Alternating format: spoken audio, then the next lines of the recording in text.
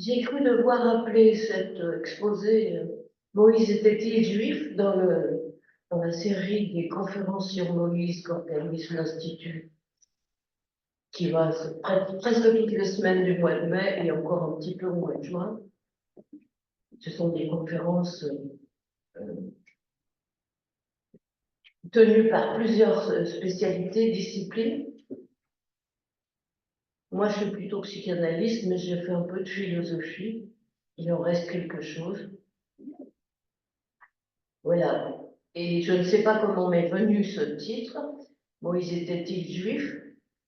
Mais il m'oblige à traiter deux questions en même temps. Moïse, qui était-ce? Qu'est-ce que c'était que ce personnage nommé Moïse?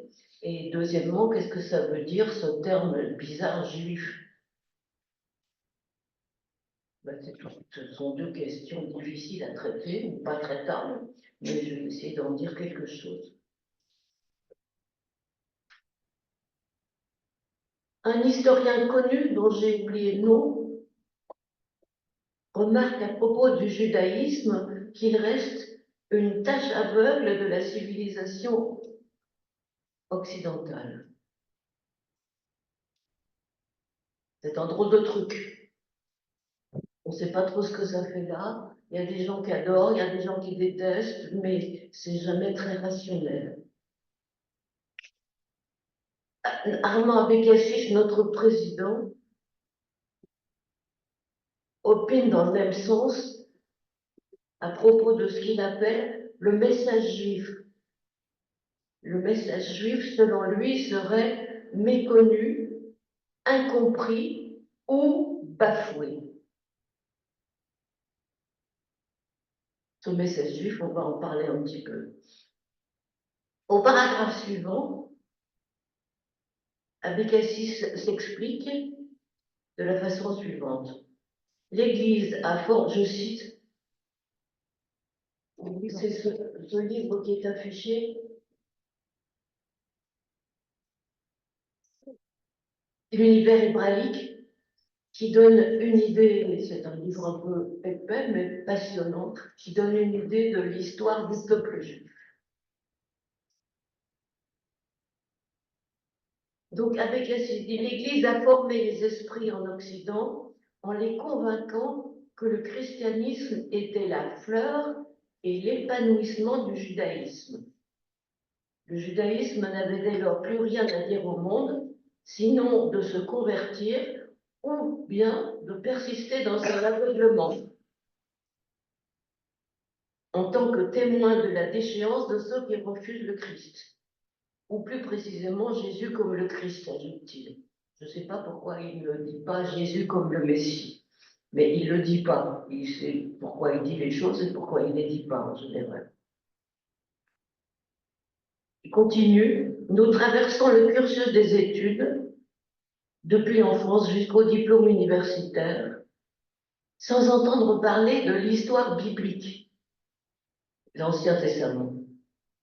On en entend parler de l'histoire biblique seulement comme celle qui concerne pour les religieux. Sur la façade de Notre-Dame, à Paris, 28 rois veillent de jour et de nuit sur les Parisiens. Combien parmi les Parisiens savent que ce sont les rois de Judée, que ces statues sont celles des rois de Judée, qui sont des ancêtres de Jésus et pas des ancêtres de Louis XIV? Comment peut-on comprendre Montaigne, Racine, Hugo, Claudel ou Valéry sans avoir un minimum de culture biblique?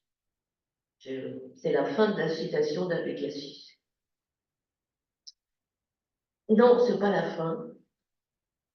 Il ajoute, deux paragraphes plus loin, avec la victoire du christianisme sur la civilisation occidentale, on se mit à affirmer que le judaïsme dépassa le polythéisme, que le christianisme absorba et dépassa le judaïsme, que la crise du christianisme donna naissance à l'humanisme et que le marxisme se substituait à l'humanisme. et qu'enfin, la psychanalyse vint préparer la postmodernité. Armand Abécassis, c'est quelqu'un qui fait sa place à la psychanalyse. C'est une conception eschatologique de l'histoire. Eschatologique, ça veut dire que chaque marche de l'escalier vaut plus que la précédente. Elle a plus de valeur ou une meilleure. Donc c'est un point de vue sur l'histoire qu'il considère qu'elle est ordonnée vers un but suprême, une perfection accomplie. En somme, on peut toujours espérer, s'il y a un but vers le meilleur, on peut toujours espérer. Il me semble à moi que l'histoire ressemble plus à ce qu'en dit Shakespeare, ou plutôt son Hamlet, une île pleine de ténèbres et racontée par un fou. Des à-coups incessants, dont on ne sait pas où ils vont. Où allons-nous?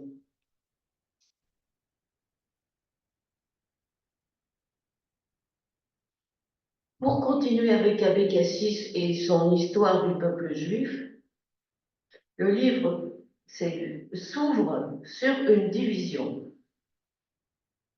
une différenciation entre hébreux et juifs, qu'il appuie sur des données historiques. La société hébraïque est celle qui s'installe en terre de Canaan à partir du XIe siècle, avant l'ère courante, comme dit toujours Abécassis. Les Hébreux cessent alors d'être un peuple nomade.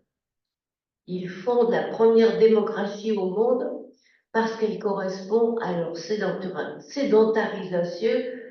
Bon, je recommence. Sédentarisation et à leur économie agricole.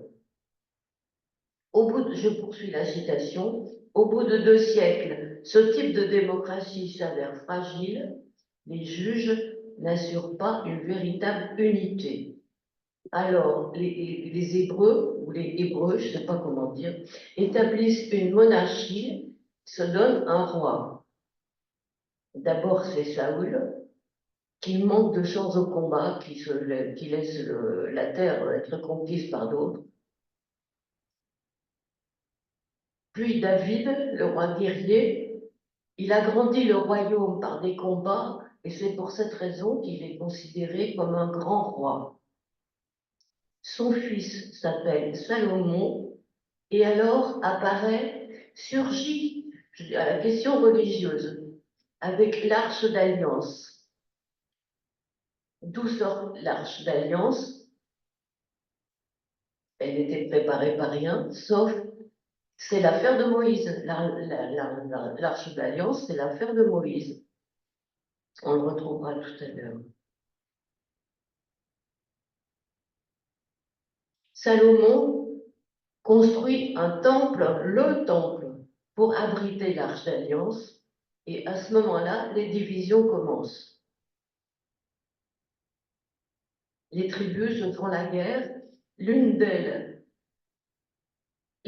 conquiert une terre voisine de la terre de Canaan, je vais y revenir. Ce n'est pas encore la terre promise, mais c'est sa voisine, un petit peu plus haut sur nos cartes. Et cette tribu s'installe sur une terre qui deviendra Israël. On les appelle les Israélites. Il me paraît important de signaler que la dite terre promise sera, au cours de l'histoire, sans cesse conquise et perdue, reconquise et reperdue, donc par des guerres, et c'est absolument ce qu'avaient annoncé les prophètes. La terre promise, tu la perdras, tu la gagneras, tu la perdras. Avec ces généalogies légendaires, les 3 rois dont je vous ai parlé, mais je n'ai pas dit les autres, pas cité les autres, et puis les prophètes, nous avons atterri en pleine mythologie. Même si de nombreuses recherches historiques ont confirmé au moins l'existence de ces peuples et de leurs guerres. La mythologie, c'est une chose étrange. C'est presque l'essentiel de ce que j'ai à dire aujourd'hui.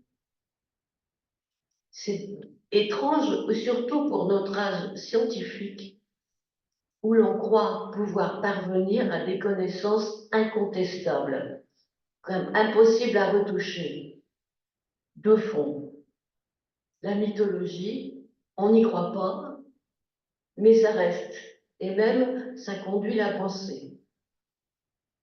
Chaque fois qu'on ne sait pas répondre à une question, on retourne à la mythologie spontanément, comme si elle constituait une toile de fond, une perspective à laquelle on revient toujours. Elle donne une profondeur de champ. Elle éclaire sur l'obscur. On a tous eu affaire à des histoires des dieux grecs et des héros, surtout les héros, c'est-à-dire des demi-dieux, et leurs exploits qui font rêver les enfants de tous les âges. En somme, la mythologie, même si on n'y croit pas, et on dit que c'est de la mythologie, c'est plus fort que la raison. Ça fait partie du fonctionnement psychique, c'est une place dans le fonctionnement psychique, une grosse place. C'est ce que Freud a redécouvert de toutes les façons.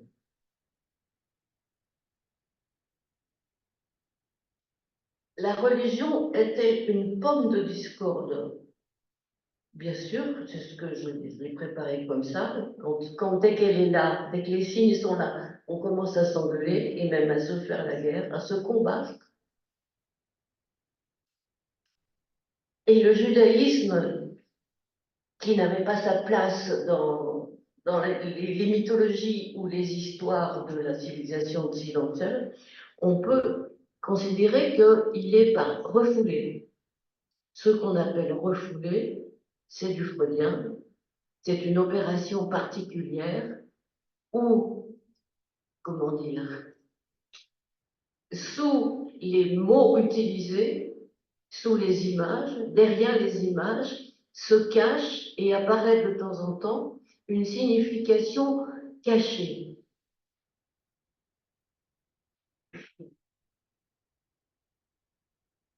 Elle est là comme, je ne sais pas comment dire, elle est là comme, là en dessous, quoi. On sait qu'il y a quelque chose derrière, qui n'est pas ce qu'on croit, qui n'est pas ce qu'on dit, qui est autre chose et qui est pourtant fort.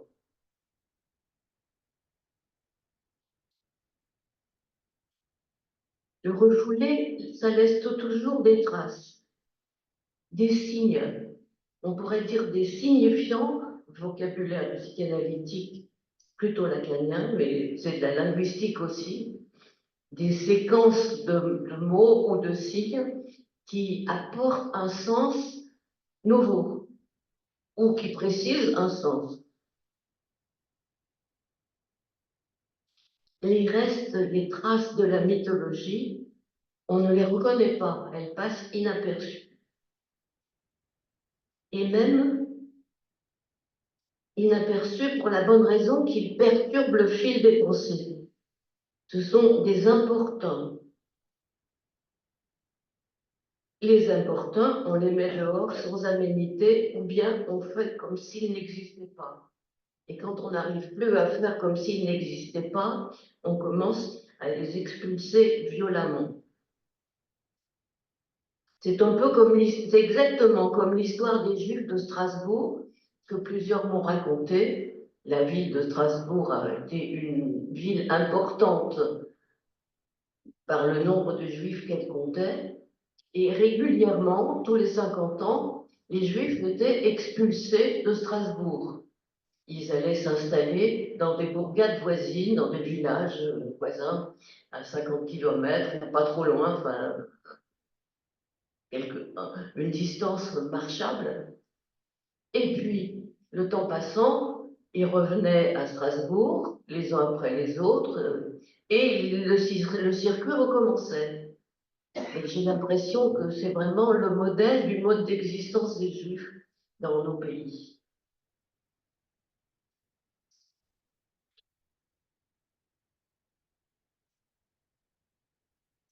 Cette expulsion avec retour et réexpulsion,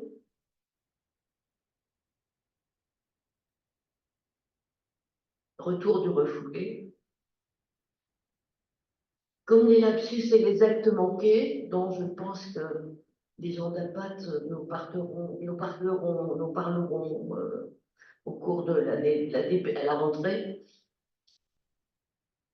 Freud a montré à propos des lapsus et des actes manqués qu'ils n'étaient pas attribuables seulement à la fatigue ou à l'ignorance, mais qu'ils accomplissaient aussi discrètement que possible, un désir tenu secret, incommunicable, informulable en clair, autrement dit, un désir inconscient. Inconscient et d'autant plus efficace qu'inaperçu, avec ou sans déguisement. Ça, c'est ce que Freud montre que le rêve est la satisfaction déguisée d'un désir refoulé. Ces choses qu'on s'interdit avant même d'y avoir pensé et qui de temps en temps donnent lieu à des commencements d'action, de faire. Le monsieur qui arrivait chez Freud et qui cherchait dans sa poche la clé de la porte, ça voulait dire, non pas il était étourdi, tout ce que vous voulez, ça voulait dire je voudrais être ici chez moi. C'est une histoire qu'il a racontée.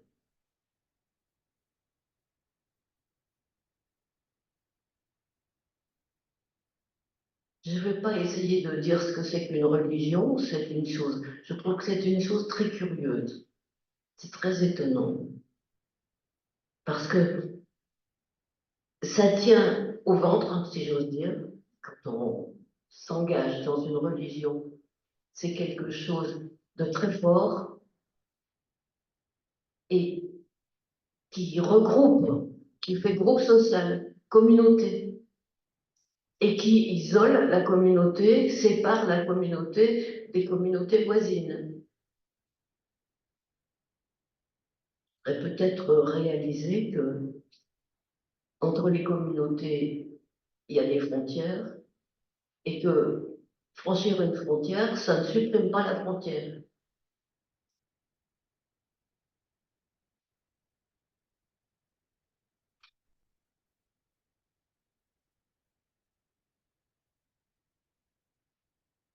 Je disais qu'il s'est trouvé des penseurs pour dire que le judaïsme n'est pas une religion.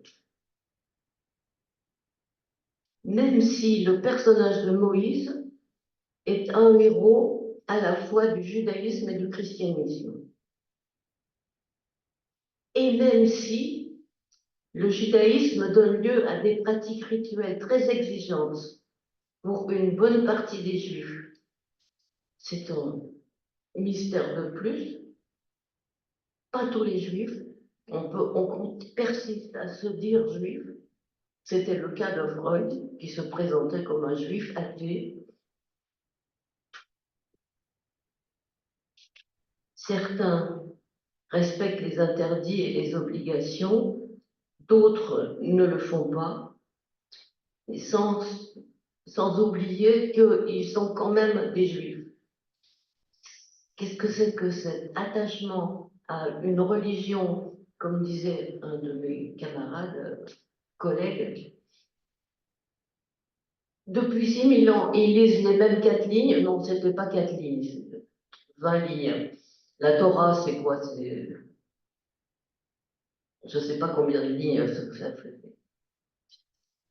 Ils lisent le même texte depuis 6000 ans et ils ont toujours pas compris.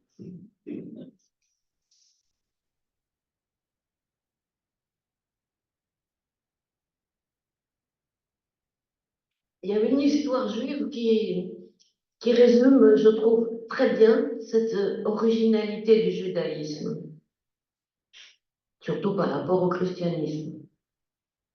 C'est un petit garçon qui s'est trouvé à l'école avec des camarades qui allait à la messe. Un de ses camarades a emmené le petit garçon voir l'église. Et le petit garçon a été émerveillé par la beauté de ce qu'on y voyait. Et il demande à son papa, écoute, pourquoi on ne va pas à la messe? Tout le monde va à la messe, moi je voudrais aller à la messe. Et le père réfléchit un moment, se dresse, lui met une claque au gosse en lui disant, écoute, Moïse, il n'y a qu'un seul Dieu et nous n'y croyons pas. Je trouve que c'est une façon très juste de dire que la foi juive n'est pas la même que la foi catholique. Dans la foi juive, il n'y a pas d'émotion, il y a très peu d'émotion et en tout cas pas d'effusion. On n'insiste pas sur l'amour, même s'il est plus ou moins sous-entendu, je ne sais pas quel rôle le christianisme a joué dans cette présence de l'amour comme un commandement.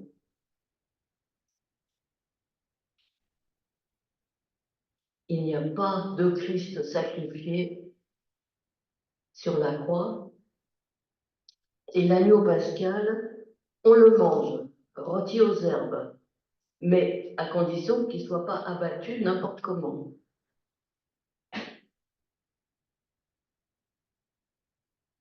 Nous n'y croyons pas, mais respectons le Shabbat, mangeons kasher, etc.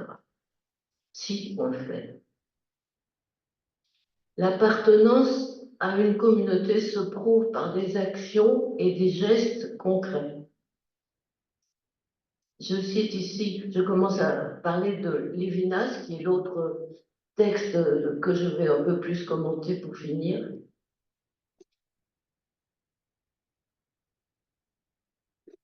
Je cite, alors,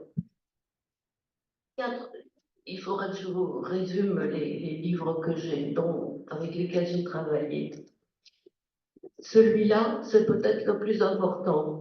Emmanuel Lévinas, 4 lectures talmudiques. C'est un petit livre, très facile à lire, même si la pensée est subtile et agréable à lire. Je ne saurais trop vous le conseiller. À côté de celui que j'ai déjà cité, d'Armand Abécassis, notre président, qui raconte l'histoire du peuple juif. Il est là, Lévinas. C'est Lévinas. C'est Lévinas. Oui, non, ça c'était le précédent. Le gros Abécassis noir, si j'ose dire. L'univers hébraïque, voilà. Si vous avez envie de faire la connaissance du judaïsme de loin, comme c'est mon cas, parce que je n'ai pas eu d'éducation, je la découvre et du coup, je peux en parler un peu avec distance. Alors que j'ai remarqué que la plupart, les juifs observants, parlent toujours du judaïsme comme si tout le monde devait normalement être juif et que ce n'était pas normal d'être autre chose que des étrangers. Donc je pense que c'est mieux de prendre un peu de distance et d'essayer d'écrire ce qui s'y passe, comment ça pense de ce côté-là. Et ça ne pense pas comme nous, mais c'est quand même pas mal.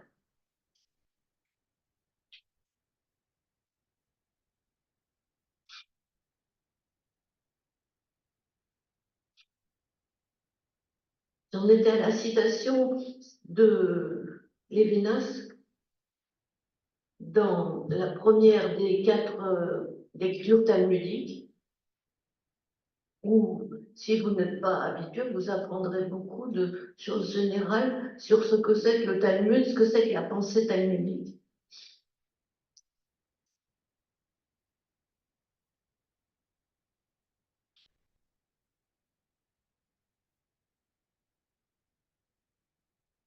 Oh, on verra ça plus d'abord. Peut-être que c'est le moment quand même de dire un mot de Moïse.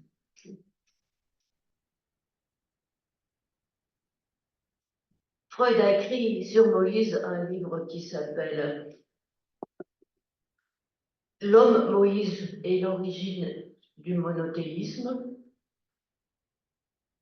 où il croit pouvoir montrer, avec l'aide des historiens qui existaient à son époque, parce que c'est encore du début du siècle, que, un, Moïse n'était pas juif, deux, il ne croyait pas en Dieu, et il n'a pas inventé le monothéisme.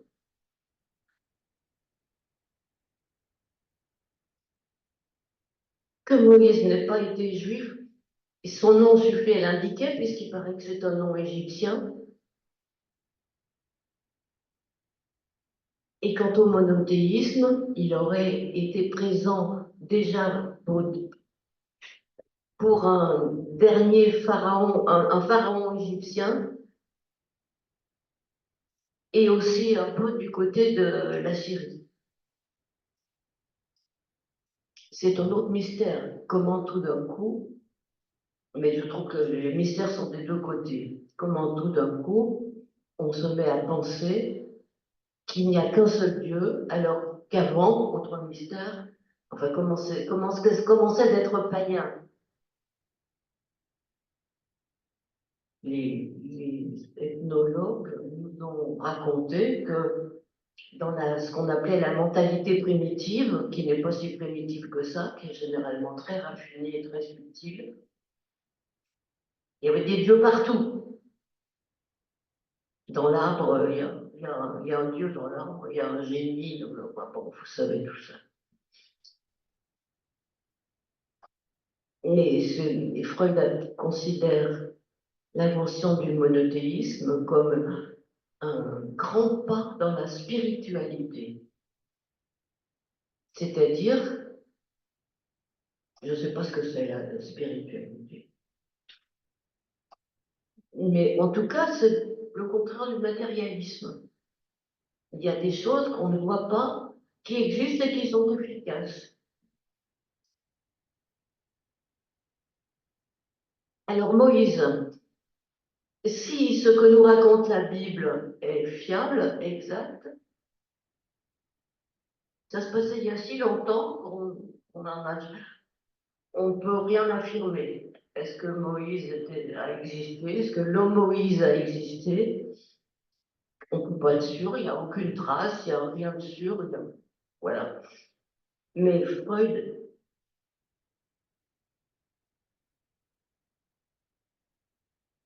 opte finalement pour dire que probablement il a existé parce que pourquoi? Parce que son histoire, telle qu'elle nous est racontée, nous parle tellement qu'on ne peut pas adopter un point de vue trop sévère. Le Moïse qui nous est présenté, c'est comme quand vous êtes au cinéma et que vous pleurez, alors tout en sachant bien que, etc.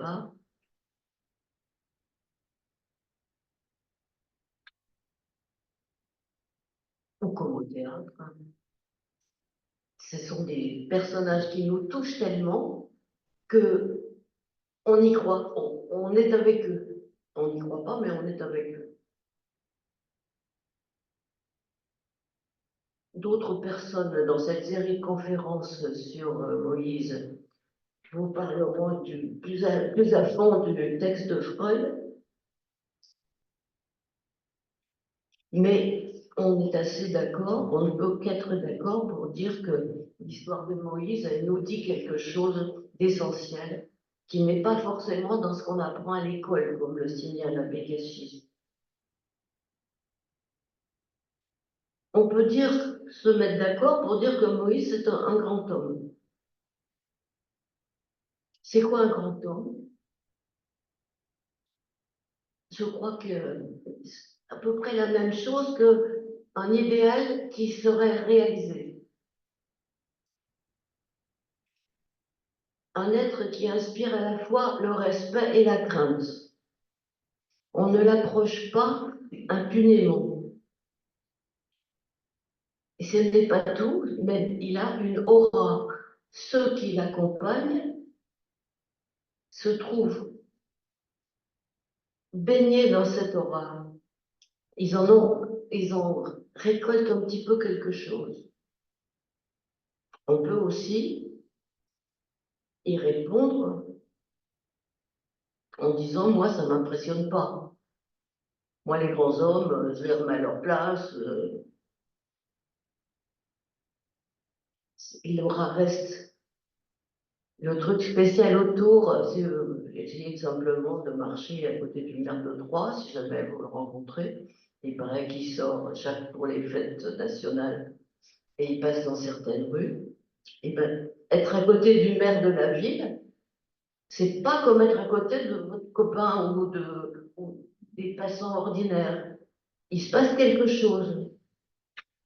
Soit que vous soyez intimidé, soit que vous soyez émerveillé, soit que vous soyez déçu, mais il se passe quelque chose. Aujourd'hui, ces qualités, ça se résume avec le terme de charisme. Qu'est-ce que ça veut dire le charisme? Ça veut dire que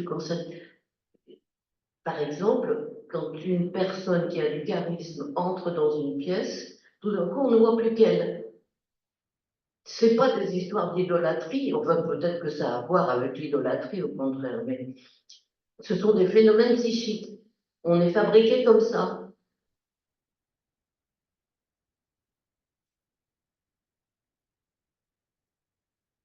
Bien sûr, dans cette idée du grand homme, vous avez reconnu du Freud, c'est-à-dire le père de la petite enfance, ce monsieur qui était grand, qui était costaud, beaucoup plus fort que moi, qui commandait, qui décidait et qui savait tout.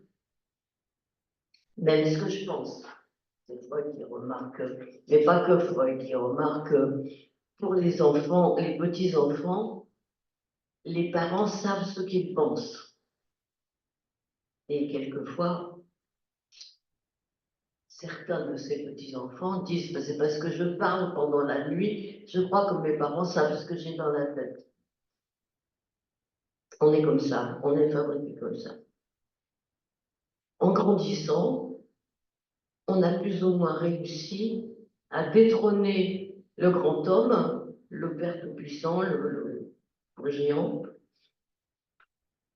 plus ou moins. Il faut longtemps avant que mon papa devienne un homme parmi d'autres. Freud dit ça autrement, avant que le courant tendre et le courant hostile, qui sont forcément là, parce qu'il y a forcément l'amour et la jalousie vis-à-vis du grand homme, il faut qu'ils prennent sa place, qu'ils arrivent à cohabiter. Qu'est-ce qui rend possible ce passage du courant tendre? Non, ce passage qui fait qu'on peut accepter l'ambivalence, c'est-à-dire en même temps d'aimer et de ne pas aimer. Eh bien, c'est justement ce qu'a apporté Moïse, c'est la loi. Vous connaissez l'histoire, bien sûr, je ne la raconte pas. Moïse s'est trouvé chargé par Dieu d'apporter la loi à son peuple. C'est quoi la loi?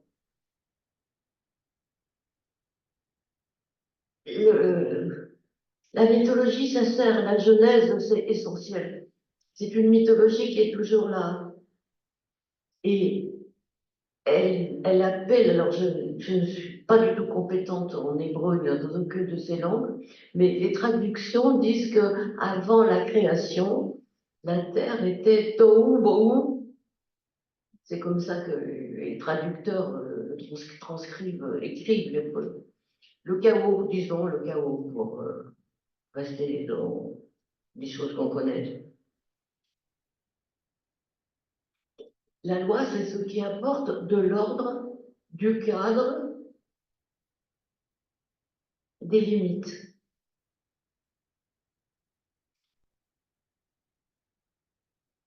Et ce qui fait la communauté, comme je l'ai un peu dit tout à l'heure, c'est cette unité des hommes au-delà de leurs différences, Ça fait communauté. Peuple, tout ce que vous voulez. C'est un cadeau. La loi, Dieu donne la loi à Moïse, c'est ça qu'il lui donne. Et c'est un cadeau qui ne va pas être tellement bien reçu. Ça me paraît essentiel de rappeler ça.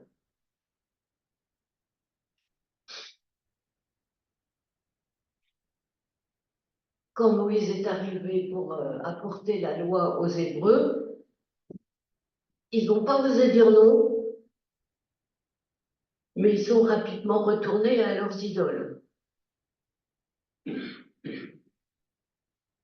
C'est comme ça que la loi rentre en chacun de nous.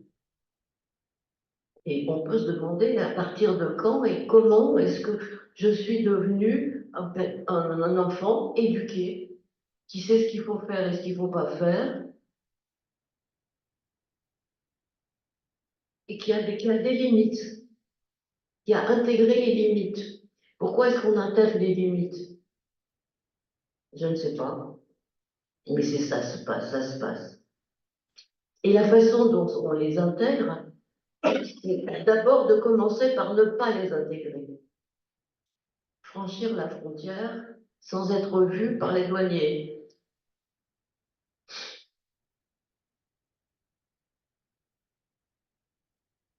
Le premier mouvement face à un interdit, c'est de faire le contraire.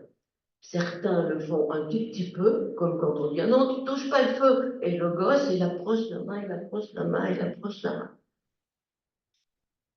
Et puis il y a des gosses qui mettent carrément la main, ou bien qui deviennent comment c'est ces gens qui mettent le feu, là, enfin, qui adorent faire des feux, qui jouent avec les allumettes, voilà.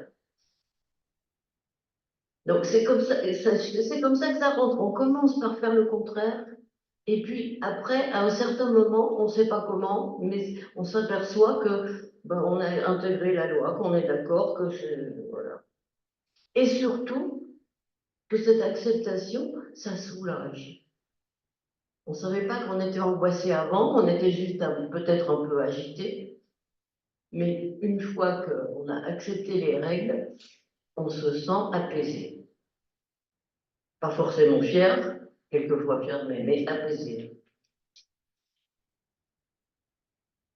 Dans l'histoire de Moïse, les Hébreux n'ont pas accepté la loi du premier coup, ni du deuxième, ni du troisième. Il a fallu que Dieu y mette du sien, qu'il mette les mains, si on ose dire, et il a envoyé catastrophes, il a envoyé des miracles, il a envoyé des catastrophes, jusqu'à ce que, pour aider Moïse à convaincre le peuple d'adopter, de se mettre en ordre, d'adopter, d'avoir un cadre, de ne pas faire. En fait, ça veut dire ne pas faire comme il faisait avant. C'est-à-dire que c'est l'histoire d'un changement, l'apport de la loi. Mais la Genèse, enfin les textes bibliques nous montrent que la loi n'est pas adoptée sans qu'il y ait autre chose. Ce n'est pas une question de conviction. Il faut qu'il y ait aussi un gardien de la loi, quelqu'un qui soit capable de batailler ou de tenir bon, quoi qu'il arrive. Il me semble que les actions de Dieu pour impressionner durablement les Israélites correspondent à ce qui reste toujours chez nous de peur irraisonnée, qui reste toujours sous-jacente, même pour des gens qui se veulent respectueux de la loi ou observants, si on parle de loi juive, c'est comme ça qu'on dit pour le judaïsme. Et là-dessus, Freud va remarquer que bien souvent, l'observation de la loi, le respect de la loi ne dispense pas des terreurs irraisonnées, des terreurs qui sont un peu en particulier, qui sont un peu comme celles des enfants, les terreurs nocturnes. Ce sont des terreurs terribles. Les enfants ont des sentiments, des passions terribles, des haines terribles et des terreurs, voilà, terribles. Freud a même noté que souvent les plus observants sont les plus terrifiés. C'est-à-dire que observer la loi et puis ce qui en nous suscite des peurs, en nous ou dans le monde, dans l'extérieur suscite des peurs, c'est pas la même chose, c'est pas les mêmes mécanismes. C'est à partir de là que Freud a inventé ce qu'il appelle surmoi, qu'un psychanalyste qui s'appelle Jacques Lacan a qualifié de, ouvrez les guillemets, obscène et féroce, c'est-à-dire une cruauté sans limite et comment, un sans-gêne, sans égard pour autrui, ni même pour la dignité humaine, c'est quelque chose qui est choquant. Choquant par la cruauté ou choquant par l'obscénité. Il y a aussi ça en nous, c'est ce que les psychanalystes, je constate. Donc la loi, ça rentre pas sans qu'il y ait plus qu'un coup de pouce, un coup de poing.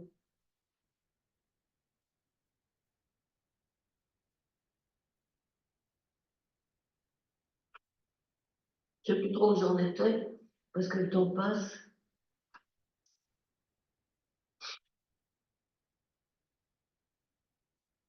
Et enfin,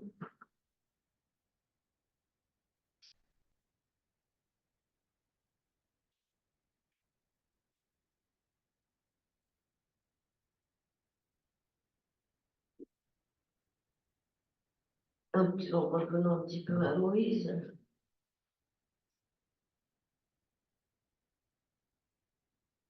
et un autre livre d'Abbé Cassis qui s'appelle Les derniers jours de Moïse.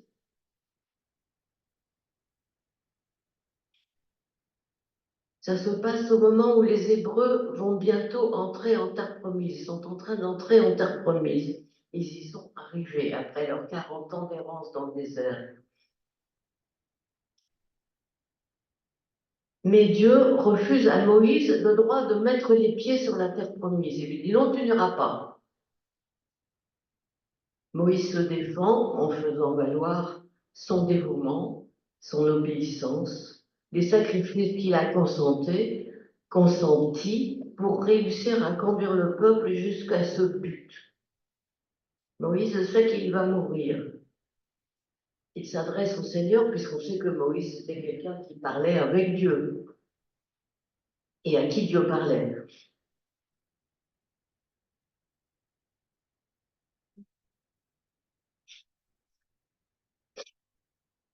Seigneur, je te demande seulement de me laisser terminer ma vie sur la terre promise. Et le Seigneur répond, Moïse, l'homme reçoit et retransmet. Il transmet parce qu'il reçoit. C'est pourquoi tu dois assumer ta limite. Tu as transmis ta loi au peuple, laisse tes successeurs la mettre en acte sur la terre promise. Moïse ne va pas être convaincu par la réponse du Seigneur telle que Abbé Cassis la formule. Et la discussion va durer, et presque à chaque chapitre, le Seigneur dira à Moïse, Moïse, tu n'as plus que 15 heures à vivre. Et puis, Moïse, tu n'as plus que 10 heures à vivre.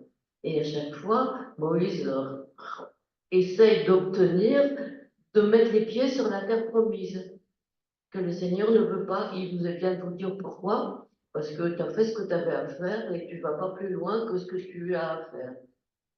Le judaïsme, c'est la loi. Comme je disais tout à l'heure, le judaïsme, il n'y a pas de Jésus-Christ, il n'y a pas de tragique, la loi, c'est la loi, et la qualité que les Juifs dans l'ensemble se reconnaissent les uns aux autres, qu'il devrait avoir, c'est le sens de la justice. Ce qui est juste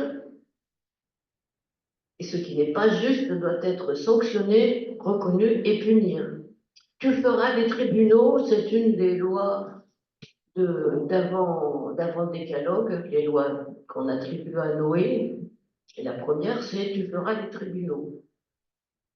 C'est-à-dire des lieux où les actes sont estimés, pesés, jugés, par plusieurs. Un tribunal, ce n'est pas une personne.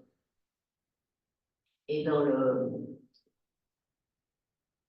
le petit livre dont je vous parlais tout à l'heure d'Emmanuel Levinas, dont je tire la plupart des idées qui sont exposées aujourd'hui avec cet abbé Cassis,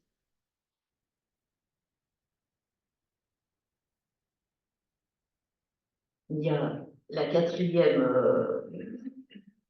lecture talmudique porte sur ce qu'on appelait le Sanhédrin, c'est-à-dire le tribunal des tribunaux, le tribunal maximal, le tribunal du peuple. Si j'y arrive, je vous dirai tout à l'heure, enfin,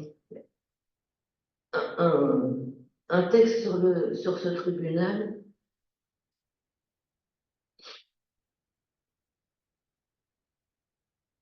où on voit, il était un examen toujours par Lévinas de Gluck, comment ce tribunal est transformé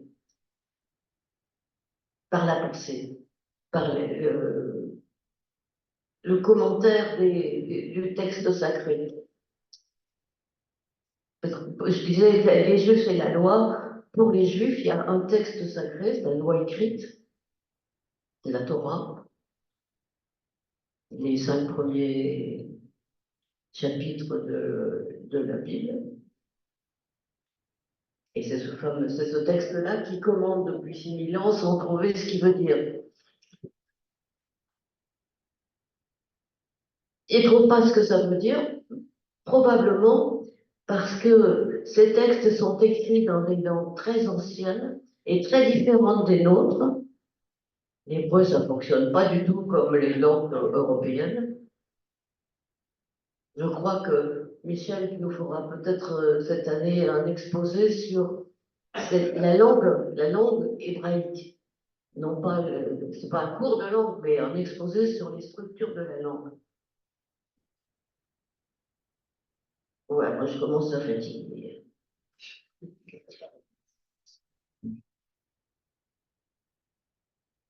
Et encore une petite histoire pour terminer. Donc j'en étais raconté à parler des derniers jours de Moïse, l'autre livre d'Armand Abécassis, dont je n'ai pas trouvé la date, mais qui, à mon avis, doit être antérieur au livre noir. Les derniers jours de Moïse.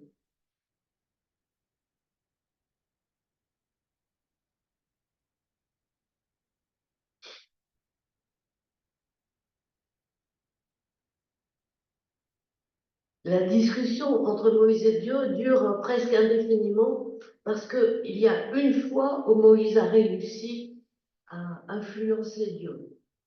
Ça aussi, c'est Abécassis qui le souligne avec beaucoup d'esprit. La fois où Moïse a réussi à convaincre Dieu de ne pas faire ce que Dieu avait décidé de faire, c'est quand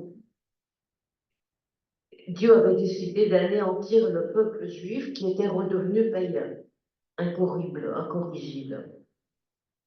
Et Moïse discute pendant des heures avec Dieu, toujours courtoisement, mais que chacun reste sur ses positions, pour obtenir, et il réussit cette fois-là à obtenir que quelques justes dans le peuple soient épargnés, ce qui fait que le peuple pourra continuer à exister. Est-ce que, fort de cette réussite, Moïse continue à discuter pour essayer d'obtenir son entrée dans la terre promise, mais non, non. Donc Moïse mourra triste, mais reconnu dans sa valeur. Peut-être c'est l'occasion de rappeler, par exemple, une réflexion du philosophe Spinoza sur Moïse. il dit que Moïse, l'important chez Moïse, c'est que c'était un chef politique qui a donné une constitution à son peuple. Spinoza, c'est fin du XVIIe siècle, fin XVIe, début XVIIe, c'est-à-dire l'époque où pas mal de gens commencent à contester la légitimité du pouvoir absolu du roi. Donc, dire que Moïse a donné une constitution à son peuple, c'est dire les rois, ça suffit. Les rois absolus, ça suffit.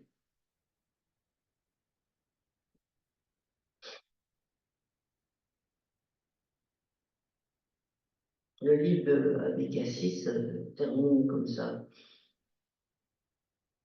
Plusieurs chapitres. Moïse, tu n'as plus que 15 heures à vivre. Moïse, tu n'as plus que 10 heures à vivre. Moïse, finalement, Moïse meurt dans un baiser de Dieu, dit Abécassis. Pourquoi Moïse n'avait-il pas le droit d'entrer dans la terre promise? C'est indiqué ici et là, assez légèrement, mais quand même, ça compte. Il avait commis une faute qui paraît assez légère, pas grand-chose. Et pourtant, c'est ce que Dieu ne lui pardonnera pas.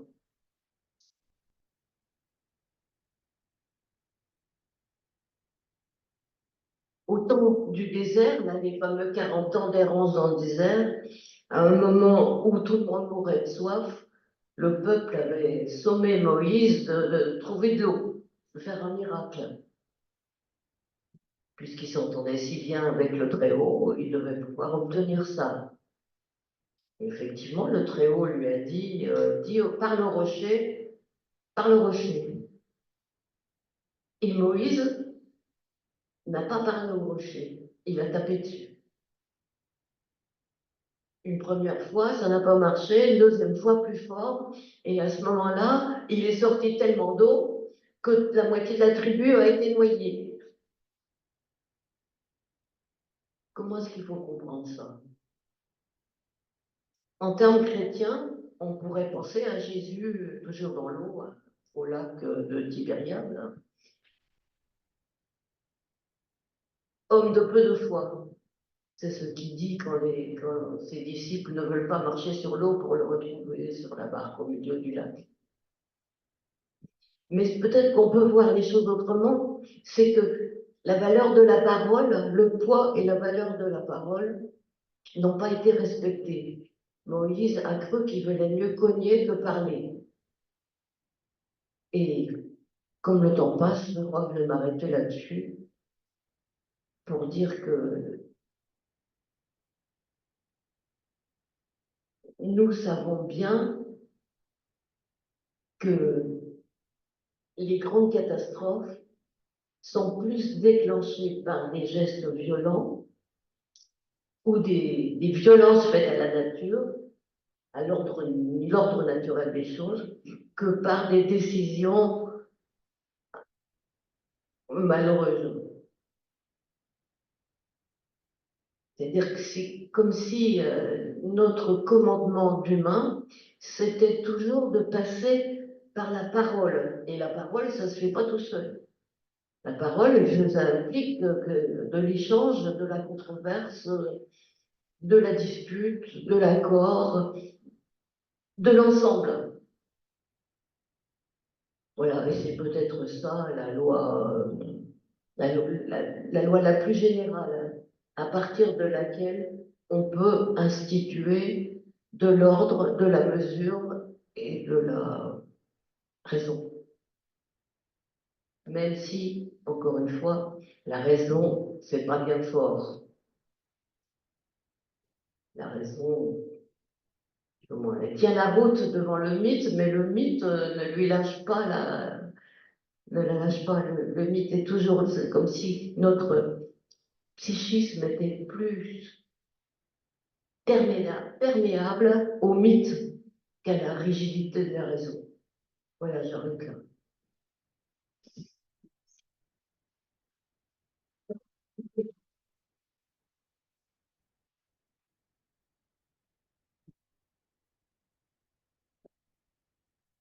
Il y avait 6 livres que j'avais utilisés pour préparer ce travail. Donc, essentiellement, il y avait les 2 livres de ABT6. On revient. Voilà. Les derniers jours de Moïse. C'est raconté d'une façon très vivante, si j'ose dire. Oui. Et puis, l'autre, dont j'oublie le nom depuis tout à l'heure. C'est le là? Lumière et Braille. Non, non, ça c'est un autre. Non, C'est le là? De l'Armand? du monde païen. L'autre, le gros noir. C'est Lumière et Braille. Non, il n'y a pas d'autre. Bon, ça va aussi. Donc on a ça. Voilà, celui-là. Oui, Lumière et Braille. Du monde païen à l'humanité. Toujours ce mot aujourd'hui.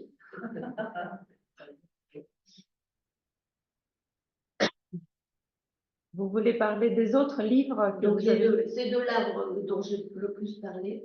Et puis, ce petit-là, qui est 4 lectures talmudiques de Emmanuel Lévinas. Vous avez sûrement entendu ce nom-là, au moins, qui vous en apprend beaucoup sur ce que c'est que le Talmud, mine de rien. Si, à moins que vous sachiez ce que c'est, mais par exemple,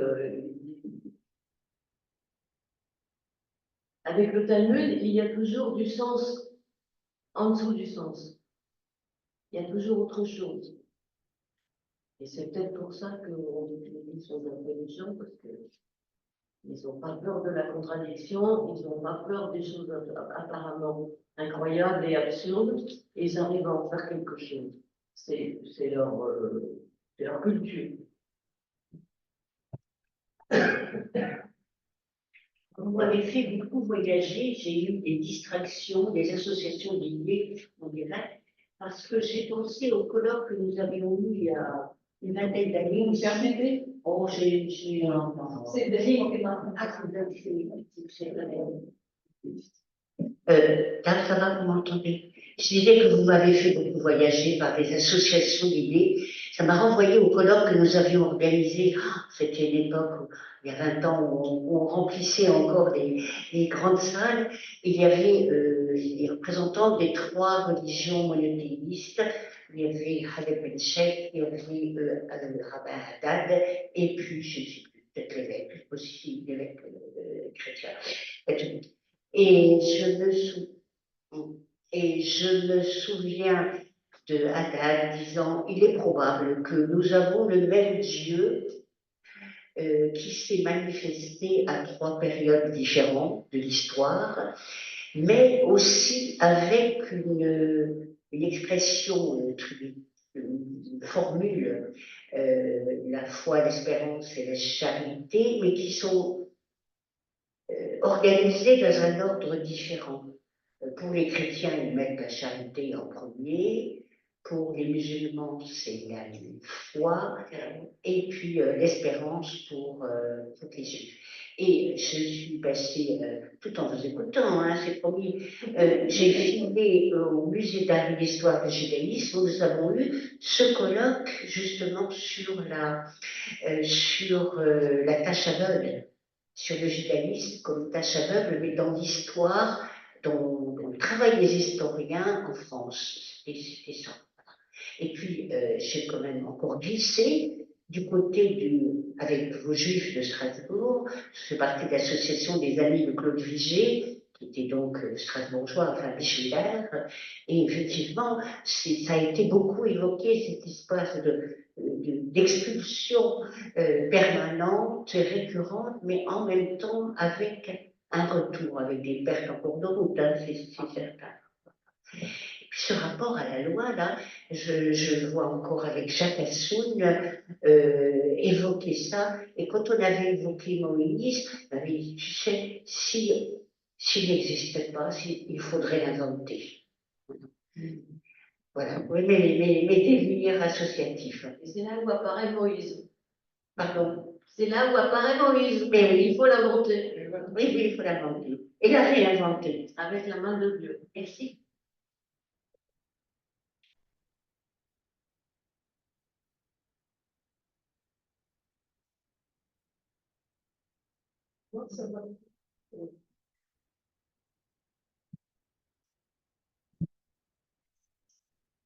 Moi, j'ai pensé en vous écoutant à un livre qui est paru il n'y a pas très longtemps. C'est un dialogue entre trois femmes. Un imam, la première femme imam en France, un rabbin, une femme libérale, et puis une pasteur protestante, donc de l'église luthéro-réformée. Et à un moment donné du livre, le pasteur ainsi que le rabbin disent: au fond, si tout ça n'a pas existé, ce que racontent les textes, Dieu, etc., ce qui compte, c'est la symbolique. Ça m'avait beaucoup marqué. J'ai beaucoup pensé en vous écoutant. En effet, je crois que la culture juive est plus sensible au symbolique que n'est la culture chrétienne, qui est plus adonnée aux images. La chrétienne protestante. Mais ça mériterait une discussion un petit peu détaillée. Parce que le symbolique, ça fonctionne partout pour tout le monde. D'où vient cette idée d'interdiction des images dans la religion juive? Ou religion ou pas religion d'ailleurs.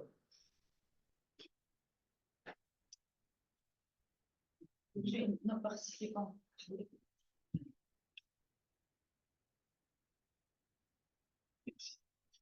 Merci Daniel pour cet exposé avec toutes ces idées-là qui jaillissent comme ça.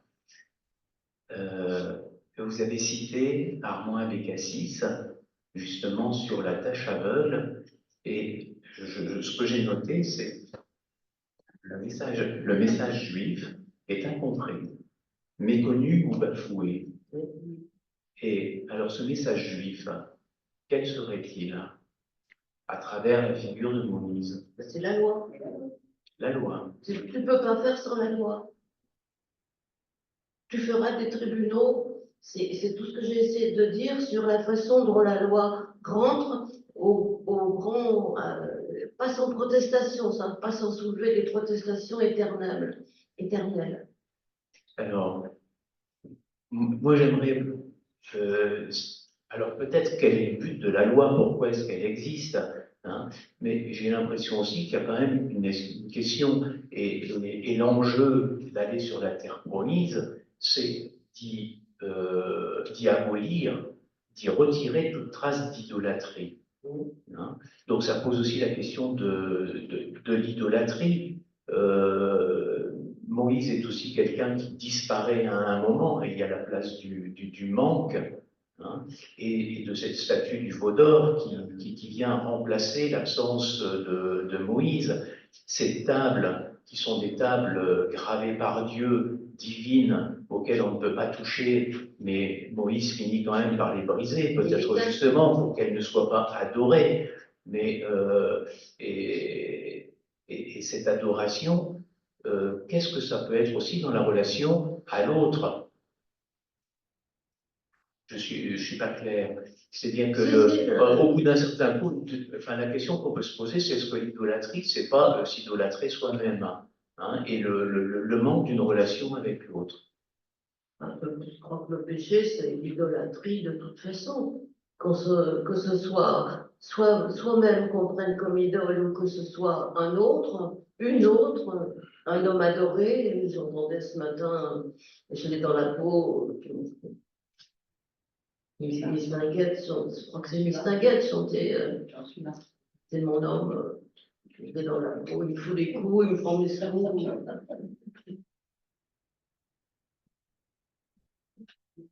C'est ce que la loi vient arrêter, en principe. Il te fout des coups, mais il n'a pas le droit de te tuer quand même. N'oublie pas, hein, il n'a pas de moi.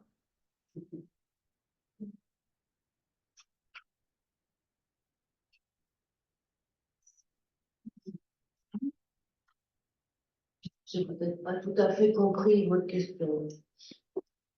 Est-ce que Daniel, les autres livres, vous voulez parler des autres que vous avez là, par exemple? Ah oui, j'avais sélectionné plusieurs livres. Alors, Yerushalmi sur le Moïse de Freud, c'est pas mal. C'est pas mal. Le plus important, c'est évidemment l'homme Moïse et le monothéisme, celui de Freud, qui est le petit verre. Il n'y a pas de non, Ça, c'est les deux abécassis. Ouais. Je ne dis pas, ça, c'est le Lévinas. je n'avais pas d'autres. C'est Et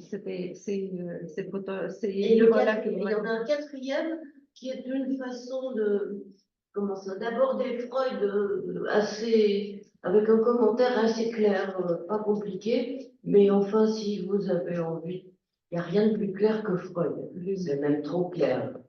Quelquefois, les raisonnements se ressentent de sa formation, pas talmudique, mais presque, puisqu'il a eu des cours d'hébreu pendant toute sa jeunesse. Et, bon, on peut suivre quand même. Et c'est clair. Sur l'inconscient, voilà. C'est compliqué, mais clair. Et comme il y a de la clinique, il y a plein de cliniques, il y a plein de descriptions, de description de comment les hommes vivent.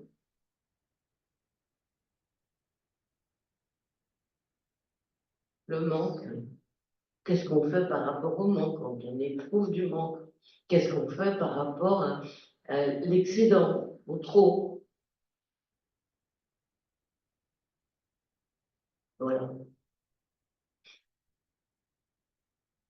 Je voudrais m'adresser aussi aux personnes qui suivent par Zoom notre conférence. Avez-vous des questions, ou remarques, ou suggestions? Il n'y a pas. Visiblement, non.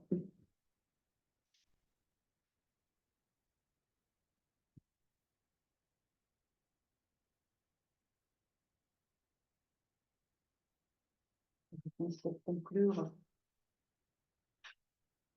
je remercie Daniel encore pour son travail de recherche et son travail de synthèse. Et personnellement, moi, je vous remercie d'être venu et de participer à ces conférences qui se poursuivent d'ailleurs. Donc, la semaine prochaine, le 24 mai, on a Monsieur Philippe Abostado, chirurgien, cardiologue, philosophe, comme elle nous a indiqué, et elle va disserter, on dirait comme ça, mais bon, elle va discuter avec nous des questions de je ne me rappelle plus le sujet exactement, mais vous pouvez le trouver dans le programme. Voilà. Et je vous remercie pour votre attention.